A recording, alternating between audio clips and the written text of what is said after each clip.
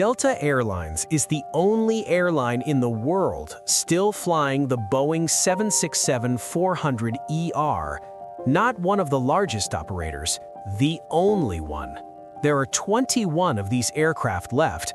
All of them belong to Delta, and the company that built them stopped taking orders after just 37 units. Retiring the 767-300ER, that decision was easy. The plane is old, the replacements are ready, the math is simple. But the 767-400ER is a completely different problem. It's newer, it still generates revenue, and on paper, it looks fine.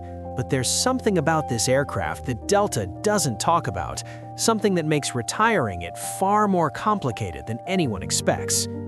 And when you understand what that is, you'll never look at fleet decisions the same way again. Aviate has reached 20,000 subscribers passionate about aviation. Our sincere thanks for your support. And if you're new here, subscribe to the channel and turn on notifications. Delta still has more than 60 units of the 767 family in operation. The 300ER version, the oldest, has an average age of nearly 30 years today.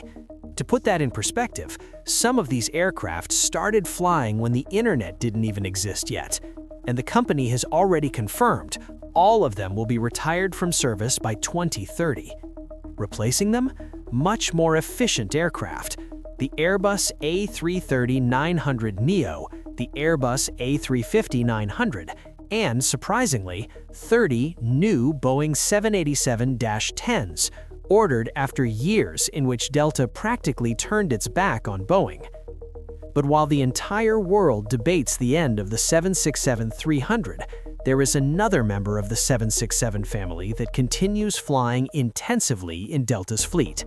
Newer, rarer, but with a far more uncertain future. The Boeing 767-400ER. And this is where the story gets really interesting.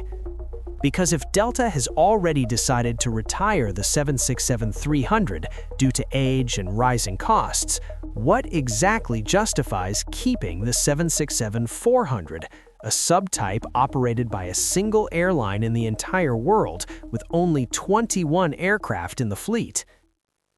In the early 1980s, Delta bet on the Boeing 767, and it was the right call. The aircraft had intermediate capacity, enough for mid-sized transatlantic routes without the cost of operating a giant wide-body like the 747. If you were a manager at an airline at that moment, the 767 was the perfect tool. It could open routes to Europe that simply wouldn't be profitable with a larger aircraft. For decades, the 767 was the backbone of the company's international operations, the aircraft that transformed Delta into a global powerhouse. But in the late 1990s, the market wanted more, and Boeing responded, with a version that on paper seemed perfect. In practice, it became one of the greatest commercial mistakes in the 767 family's history. In '97, Boeing announced a new version of the 767, longer, more modern, with greater range, the Boeing 767-400ER. The idea was simple: take the already proven 767 platform and stretch it, literally. The fuselage was extended by nearly 6 meters compared to the 300 version. That meant more seats, around 245 to 300 passengers depending on the configuration, more cargo, and consequently, more revenue per flight. The cabin was also updated, and there was a technical detail that made the all versions in the 400ER even more attractive for airlines already operating the Boeing family. It shared the same cockpit with the Boeing 757. That meant pilots certified on one model could fly the other with minimal training, a real operational advantage for any airline with both aircraft in its fleet. Delta was exactly that case. On paper, it looked like a natural evolution, an improved 767 with a logistical bonus included. But here's the problem: the timing couldn't have been worse. While Boeing was developing the 400 version, the industry was already looking ahead. The Boeing 777 had arrived in '95, larger, more efficient, with cutting-edge technology. The Airbus A330 was also gaining ground rapidly. For many airlines, it made more sense to jump straight to these newer platforms and to invest in an updated version of an aircraft from the 80s. The result was devastating for sales. The 767-400ER received very few orders. Only 2 airlines in the entire world ordered the model: Delta Airlines and Continental Airlines, which today is part of United Airlines. In total, Boeing delivered only 37 units of the 400ER version. For comparison, the 300ER version sold more than 580 units. The 777, more than 1,700. The 767-400 was born, flew, and quickly became a rarity. An aircraft that exists in such small numbers that most people will never notice the difference when they board one. And today, practically the entire global fleet of this model is in the hands of a single airline, Delta Airlines. But being rare isn't just a historical curiosity, it's exactly where the real problem begins. Let's look at today's numbers. Delta currently operates approximately 40 Boeing 767-300ERs with an average age between 27 and 33 years. These aircraft are already being gradually retired through 2030, and 21 Boeing 767-400ERs with an average age between 22 and 25 years. At first glance, the 767-400 seems to be in good shape, newer, still with plenty of useful life ahead. If you only saw those numbers on a spreadsheet, you probably wouldn't worry. But age numbers alone don't tell the full story, because there's a fundamental difference between an old aircraft and a problematic aircraft. A 767-300ER that is 30 years old, flying in a fleet of 580 units spread around the world, has something valuable: global support, spare parts in stock across multiple continents, mechanics trained in dozens of countries, specialized suppliers competing for maintenance contracts. Now think about a 767-400ER. Only 21 aircraft at Delta, a few more at United inherited from Continental. Fewer than 40 units in operation worldwide. But here's what the age numbers don't show, and this is where the real problem begins. The 400 version is not just a newer aircraft within Delta's fleet. In practice, it functions as an isolated subtype, and that brings consequences that go far beyond the age of the aircraft. The biggest problem starts with maintenance. When an aircraft is operated by hundreds of airlines, there is scale.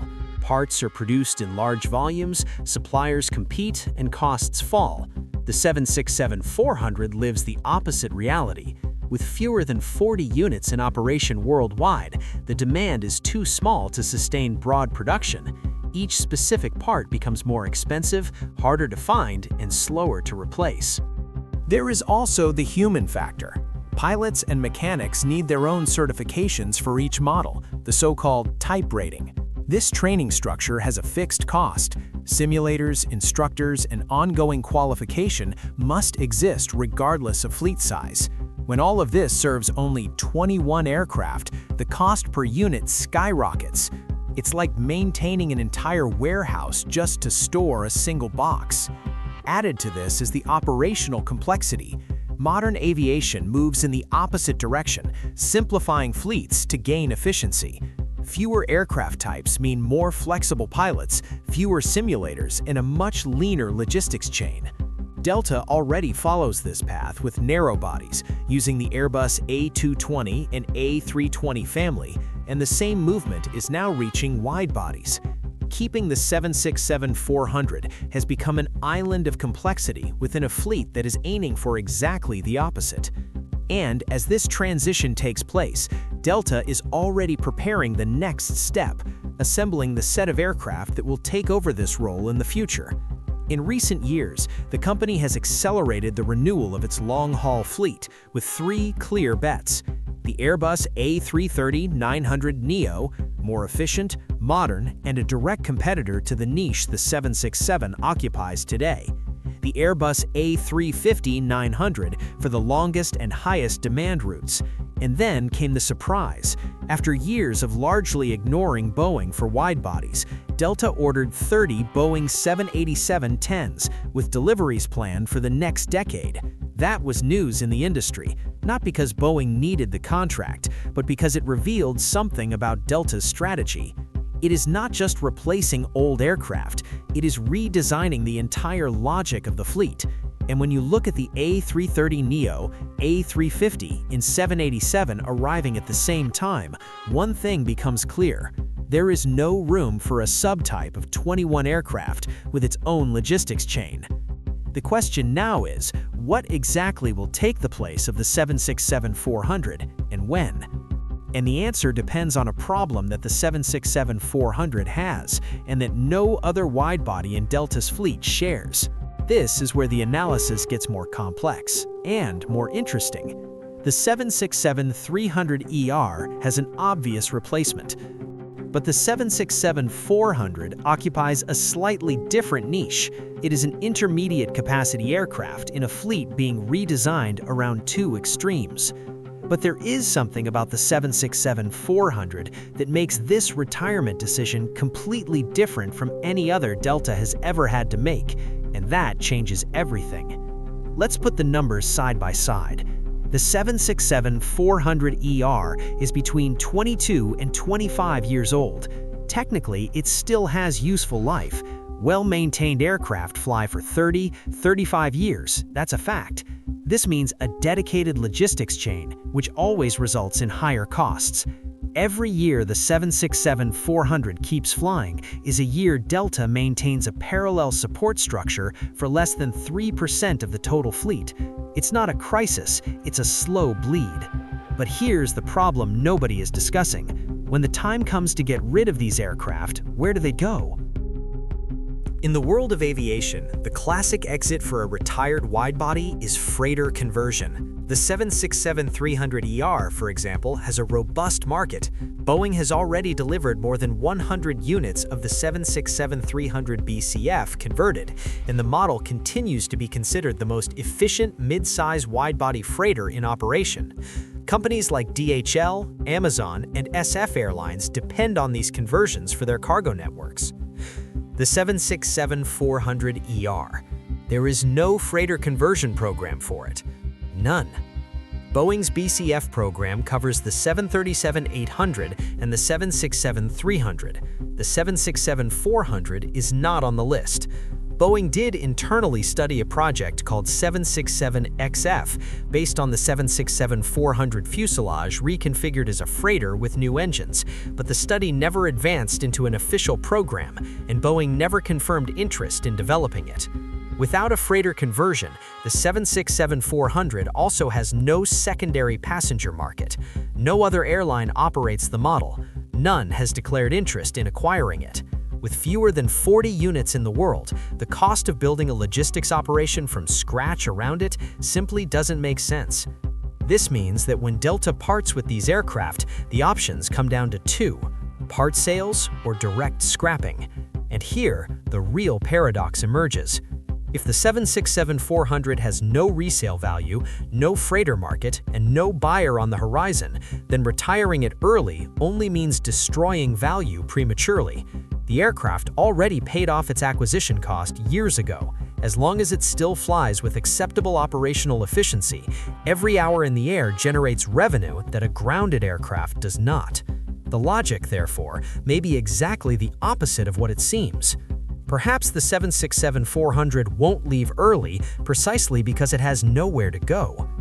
Delta has announced nothing. There is no official date, but the numbers already point in a direction, and for the first time, that direction points two ways at once. The Boeing 767 was much more than an aircraft for Delta Airlines. It was the tool that transformed the company into a global powerhouse. It opened routes, connected cities, flew for 40 decades without stopping. But aviation doesn't wait for legacies. The 767-400 survived being the rarest widebody in the world.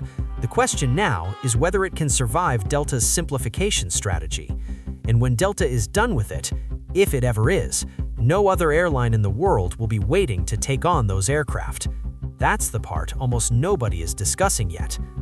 Leave a comment with what you think. Will Delta accelerate the retirement of the 767-400, or will it wait for the natural end of its useful life?